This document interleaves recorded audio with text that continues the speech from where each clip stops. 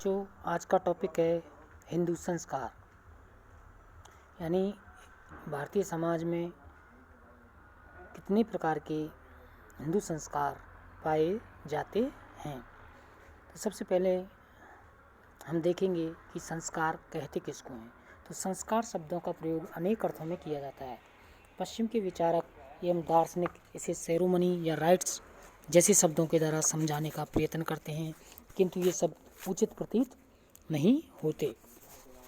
Doctor Rajbali Pandey ने लिखा है कि संस्कार का अभिप्राय केवल बाह्य धार्मिक क्रियाओं, अनुशासित अथवा अनुष्ठान, व्यर्थ के आडंबरों, कोरे कर्मकांडों, राज्य द्वारा निर्दिष्ट चलनों, औपचारिकताओं तथा अनुशासित व्यवहार से नहीं है।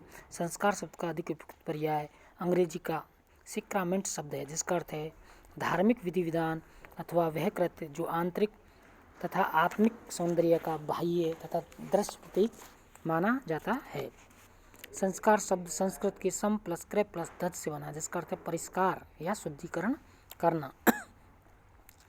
संस्कृत साहित्य में शब्द का अर्थ अनेक रूपों में मिलता है, जैसे शिक्षा, प्रशिक्षण, सौजन्यता, पूर्णता, परिष्कार, शुद्धिकरण, धार्मिक विधि विधान, कार्य का परिणाम तथा क्रिया की विशेषता इत्यादि। जैमिनी ने पूर्व मीमांसा सूत्र में कहा है कि संस्कार वह है जिनके करने से कोई पदार्थ उपयोगितापूर्ण बन जाता है।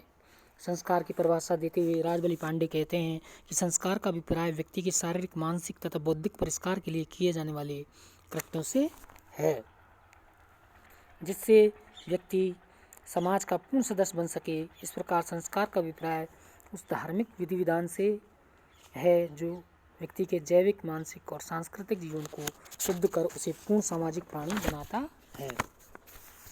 हिंदू जीवन के मुख्य संस्कार।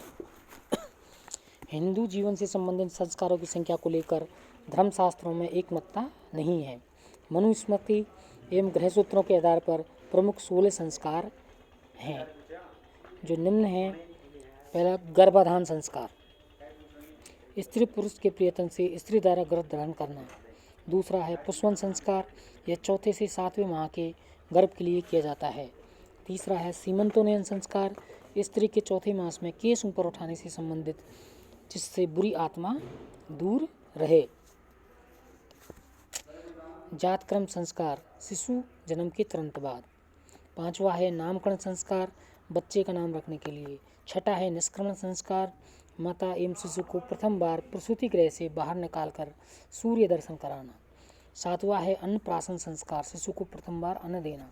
आठवां है चूड़ाकरण अथवा मुंडन संस्कार, बच्चे के बाल कटवाना। कर्ण छेदन संस्कार, 1 वर्ष के बाद कानों में छेद करना। मेरे संपर्क में रहना, ठीक है। 10वां है विद्यारंभ संस्कार, बालक की शिक्षा प्रारंभ के समय। 11 है उपनयन संस्कार, जनेऊ धारण करने से संबंधित। 12वां है वेदारंभ संस्कार, वेद अध्ययन प्रारंभ करने पर।